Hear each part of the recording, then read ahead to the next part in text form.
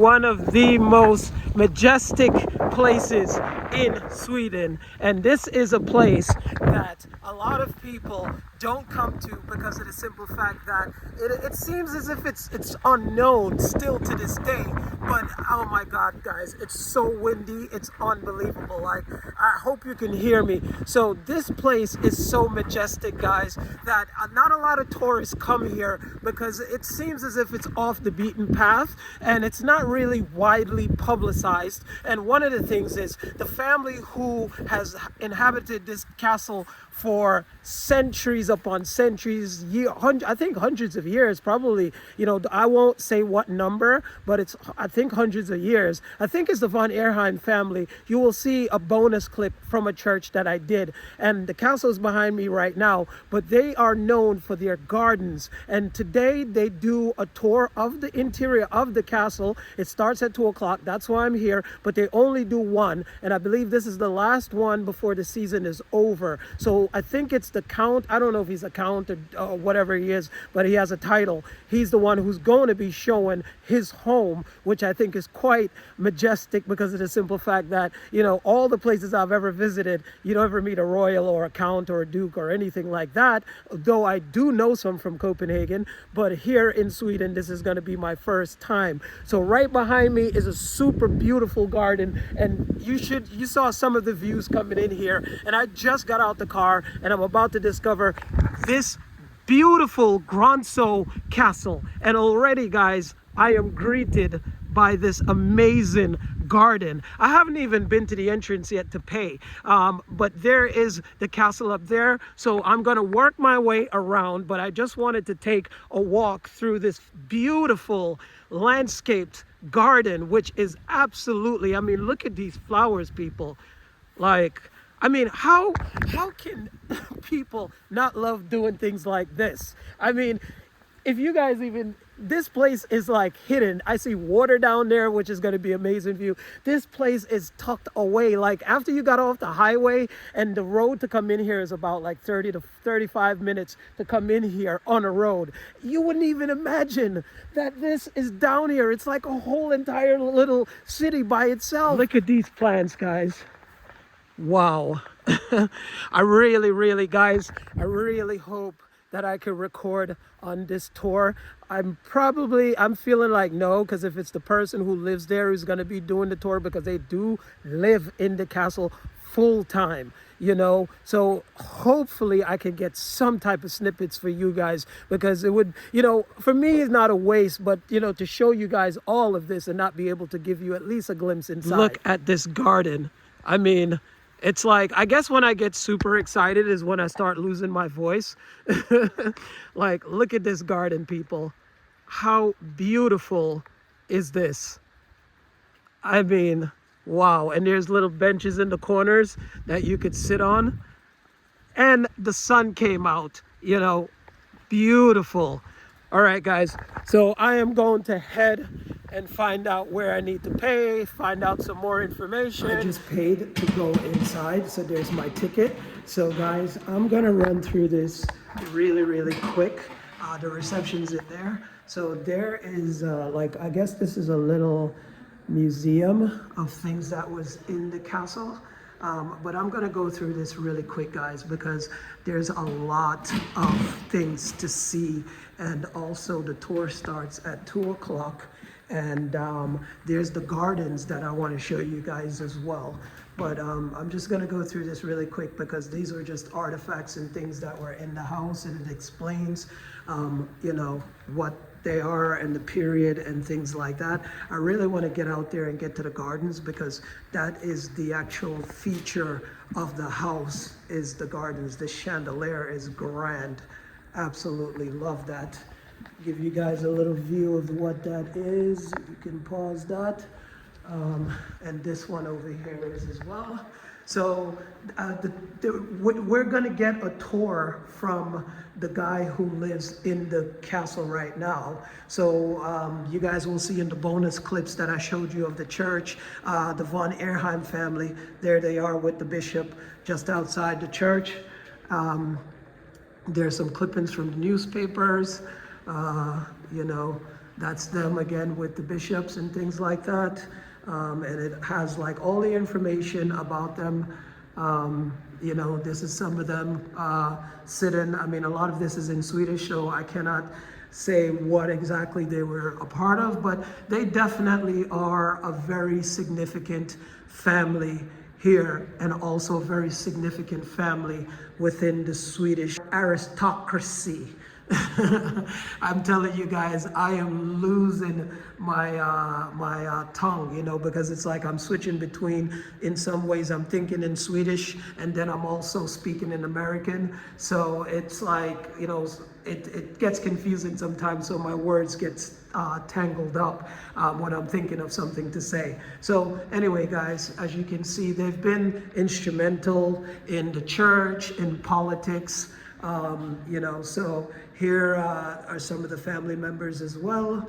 There's a Swedish king with Carl Gustav von Ehrenheim.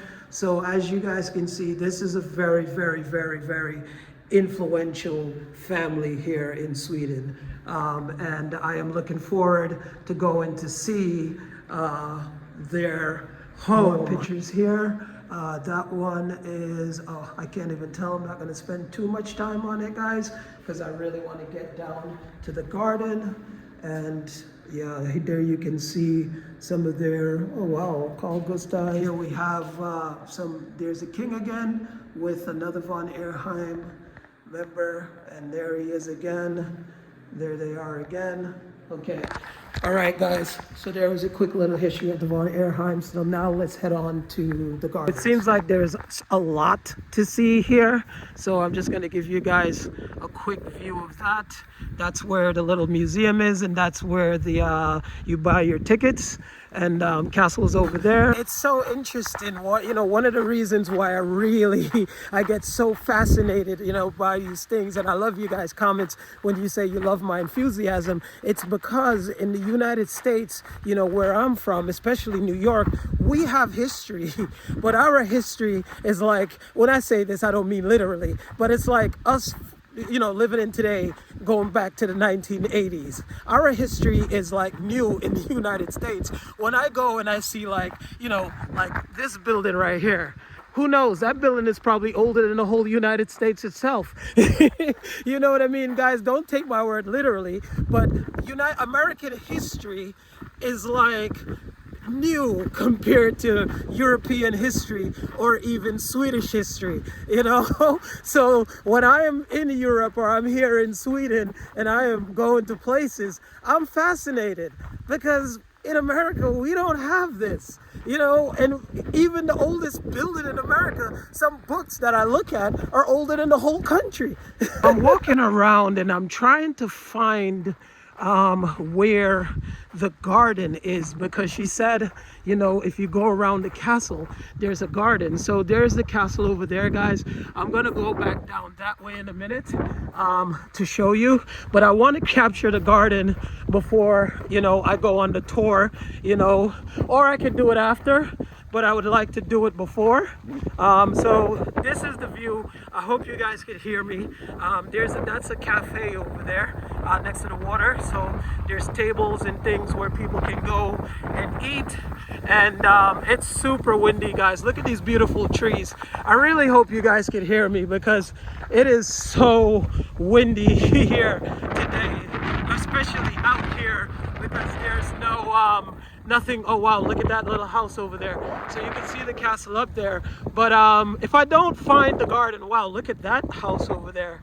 That's huge. But if I don't, wow, the cafe is beautiful. Look at how it's just perched right on the water.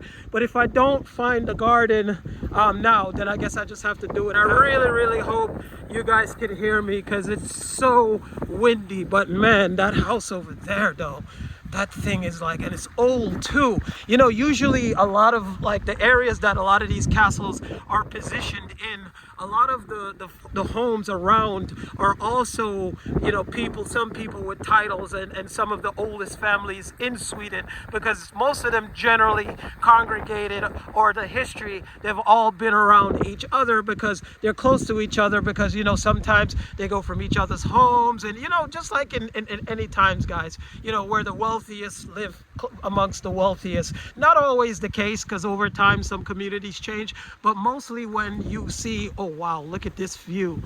I mean, wow, these people are living large. Look at these beautiful trees. This is the only place in the little robotic lawnmower. This is the only place that I've seen these type of trees here. I mean, all of them are the same. You see, guys? Wow. And they live in this house full time. I mean, look at this thing. Imagine their kids and grandkids, and, you know, these people are these are the people who influence Swedish culture, Swedish life, and politics. You know, this is where they live, and this is not probably their only home, I'm pretty sure. But yeah, look at this thing. Standing on this pier where this little, I would call it a boathouse, but it's not a boathouse, you know, and looking back at the castle from here, you know, guys. So guys, I honestly do not expect that I'm going to be able to take pictures or record at all. I'm going to make up for that by, you know, showing you guys as much as I can, as I'm doing now, around the house, outside of the house. You know, it's in a beautiful spot, so the trip won't be wasted as far as bringing you guys some views. As far as probably recording and taking pictures, I'm trying to not have the wind, you know, as far as, you know, taking pictures and things like that in video, I highly doubt it, guys. These people, you saw how close they are and how influential they are in Swedish politics and Swedish culture and Swedish life. So I really doubt, especially they live in here, I really doubt they're going to allow any pictures or any recording. I would be happy and shocked if they do. But again, there's plenty of things for me to show you guys. I'm going to go up the stairs and get a little bit closer to this house. Well, there's a little sign right there. I don't know if it's going to say private or something like that. I'm sure it's going to say that. But there's a bench and there's a bench. So hopefully no, yeah, it says private, so we can't go up there. But I give you guys a even closer view. See another view from up here to down there and over there. Yeah, so you can't go up there towards the windows. Hopefully he's not looking outside and seeing, oh, you know, there's this little black guy over here who's recording my house. Who is he? Now I'm at the side of the house, and one of the things, guys, that I can tell you I love about the positioning of this castle and how they built it. So this little area right here that they're sitting on, and I mean, look how beautiful, like, you know, this walkway goes up, that walkway goes over. Right where they decided, or who the original person decided to build this castle, it's sitting like literally on and it is an island. It's sitting on a little island with this whole entire wraparound view of the water. You know, one of the benefits of it. But I'm sure that house over there, guys, I'm sure in the winter time, you know, with all this wind blowing, you know, it can get cold. But a family like this, I don't think they have a problem worrying about bills. This, I think, is also a boathouse. I'm not 100% sure. Give you guys a view. Oh wow, there's like a little pond over here with a bridge, and you guys could see, wow, look at the garden. That's not the garden, but the parks around it. And there's the house. There's some barbecue grills on the side, and there's some dogs there in the cage. So you see what I mean, guys? If you get close to this house, there's guard dogs that are gonna sound the alarm. You know, these families don't play around. Now I'm at the front of the castle. As I mentioned to you guys that I'm losing my voice. That I mentioned to you guys that I was gonna come to. There's a whole bunch of apple trees down there. I'm gonna go down that way as well. This is a front-on view of the castle. So it's not, oh wow, that clock tower at the top is really, really nice though.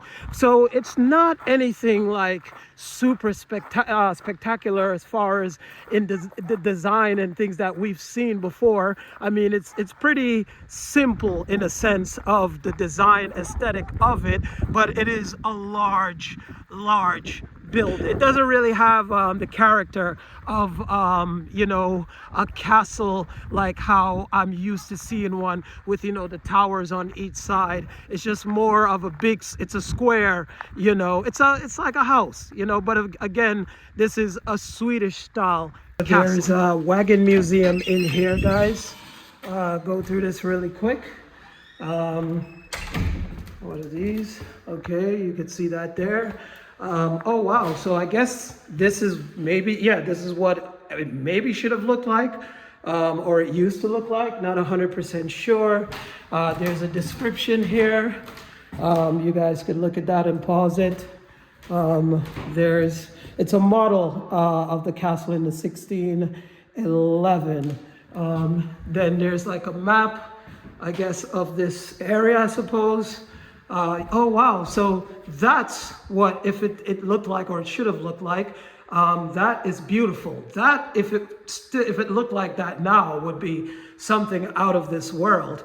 Generally, from my experience of going to these castles, a lot of the architects back then would envision what it should have looked like, but then it ended up looking like something totally different. But again, I am not 100% sure because I haven't been through the history of it, and you know, I will know this information when I post the video. So here is a view of the area. Not sure what this map depicts. Give you guys, this is like an open top buggy. Oh wow, look at the little warmers, you know, like what they have for kids today. It's like a big kid wagon. Yeah, here's another one here, and there's another one over there that has the front passengers and back passengers. Really nice, as you guys saw from the video from what's the castle I went to again, Skanderholm. So there's a picture in the 1900s, it looks like, of the descendants von Ehrenheims. This is a little dollhouse. Wow, that's huge. There is a description of what that is, but it looks like a dollhouse to me for a child. Here are some tools. Here, a wagon they used. You guys can pause and read about that. And here's a wagon wheel, looks like a tool for something. There's some tools up there. You guys can pause that if you want to know more information about it. I don't see that any of this is printed in English, because they did give me an English tutorial for when I go on the tour, but again, these are tools that they've, you know, used to do different things. Okay, there you have it. You can pause that as well, And here is the winter buggy. So you see, as I showed you from Skanderholm Castle, they have, you know, this one has it fixated, the skis fixated on it. So obviously in Sweden, you know, back then when it snowed, it really snowed. And, you know, not like today they had snow plows or anything. So this is how they got around, like Eskimos, you know. So this looks like one for a child. And that's what it looked like back then. There's a little girl standing. Remember, I just showed you guys this barn that was back there where I paid for the tickets. Here's another one. This is a bigger one. And you see the light on, you see where they would have the light, guys? Right in there. That's cool. And then here's another one. So there's explanations for what these are. You can see here. And again, we're back to here. Guys, I'm really sad because I don't think I'll be able to record a film inside there because it already looks like these people are on high alert. So I'll do my best to make this worth your time. Now I understand what the girl in your reception meant, because I was saying to you guys that I need to find the garden, you know, because it sounded to me, and I remember seeing online that there was this garden with like all these beautifully sculptured trees. But so where we just were, guys, when I showed you that little greenhouse in front of the castle, or the backside of the castle by the water, she considers, you know, those little areas as a garden. So that's why I was a bit confused. But this garden is pretty much the only garden that is, you know what I mean, when I think of a garden, as she stated, is here. So yeah, you guys saw this one before. So what I'm going to do right now, guys, I'm going to wait for the tour to start. Again, I am super bummed, super bummed that you know, it probably won't be possible to capture anything for you guys. Here is a little area right here. This looks like a passageway that was built, actually. As you can see, the house is right here, and this is built underneath. Maybe back in the days, this was like a place, maybe, you know, a secret passage into the castle, because you can see down there it branches off to the left, so, you know, or to the right as well. So I'm not gonna go in there. Clearly there's a stump and a thing there, so just giving you guys a view of that.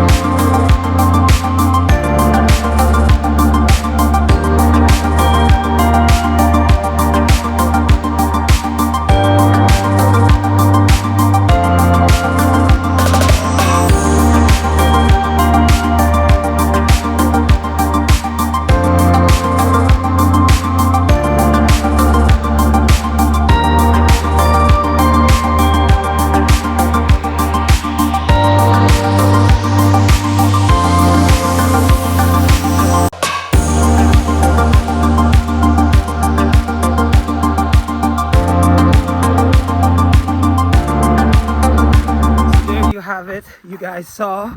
Actually, I am so ecstatic, so excited, so happy. Guys, you saw, which I didn't expect to happen, but it did happen. So he did allow me to record and take pictures, which was something, as I mentioned to you guys, I did not expect to happen, because, you know, my preconceived notion of this place was highly secure, and it was completely wrong. Completely wrong. Mr. von Ehrenheim was one of the nicest persons I have ever met, and I mean that. The like, just peace, comfort, happiness, joy, humbleness, actually just was pouring out of this man, from his eyes, from the way he spoke. You know, he was making jokes, he was like really just making me laugh, and, you know, just like making funny comments, you know, to me and like some of the guests that were there. Guys, I do literally, I'm so sad that the season is closing off now. Well, that clock at the top, guys, I forgot to focus on that clock, but I just want you guys to see that before I leave. But you know, like I explained to you guys, I have to move through the rooms really fast because I want to follow the tour. And also, this is the first castle that I've been to. So the stuff that I was showing you guys before, like the ends, like the other end that was over there and the other end that was over there, that is taken off. It was broken down because the palace, or the castle, I'm sorry, was in disrepair because it was left for a long time and neglected. So that's why what you saw when the castle that you guys saw when I was saying, you know, this is the architect's sketch, that is exactly what it looked like before. But then it was transferred to the Swedish state, which then it was left, I think, for maybe 30 years or something like that, in disrepair. So when they finally, the von Ehrenheim family bought it, they had to redo everything. They had to demolish the towers because the towers were in such a bad shape. So that's why it looks like what it is now. So now it's considered a manor, but it was a castle, as you saw. So also, the house that I, you know, remember the little pavilion, actually, the pagoda, which I said, oh, looks like a boathouse. It's not a boathouse. You guys saw, we went inside. You see the shells in the roof. It's a Chinese pavilion. So, you know, all of those shells, it's one of the oldest in Europe with all those shells decorated. But all this information, hopefully I could find to give you guys that. Then the house that I was focusing on after we were at the pavilion across the water, that is called the Uto house. So that house and that property is also owned by the von Ehrenheim family. So that wasn't just some random home that was over there, just so you guys know. I don't know if there's anything else I'm leaving out. It's like after I do a tour like this and I go to places like this, guys, I get so overwhelmed with information and excitement that, you know, when I'm finished with the video and I'm watching it with you guys, then I remember, oh, I should have said this, I should have said that. Anyway, guys, look at this place. Look at it. I mean, you saw around the other side, the cafe and everything, the wonderful Swedish flag waving so beautiful in the wind. You know, there's apple trees. You saw over there, you saw the little museum with the wagons. You saw the beautiful garden. And this property is massive, guys. I mean, all the way from the church, when you guys saw, well, you're going to see in the bonus clips, the church where I was, where the von Ehrenheim family has their plots, from over there all the way into here. It's their property. So it's like literally a state within a state. So they own that, guys. So they basically, you know, the family now, how they make their money is, you know, through farming. You know, I passed, you guys saw when I was coming in, a lot of like apple fields and things like that, and fruits, and, you know, like, you know, investments, all kinds of things. So again, Mr. von Ehrenheim, you guys will see I have a photo with him as well, was one of the nicest, most calm, humble persons. I mean, the man just exude peace. You know, you could say, yeah, he exudes a lot of peace because, hey, if you're sitting on a state within a state, you know, you're more than comfortable. But no, other than that, the man was just one of the most genuine, you know, persons. I mean, if you saw him in town or you spoke to him, you wouldn't even imagine this man's, not that it matters, you know, but his history. So anyway, guys, on that note, thank you guys for taking this wonderful journey with me. Peace, love, joy, and happiness, and make it a point to come to this place.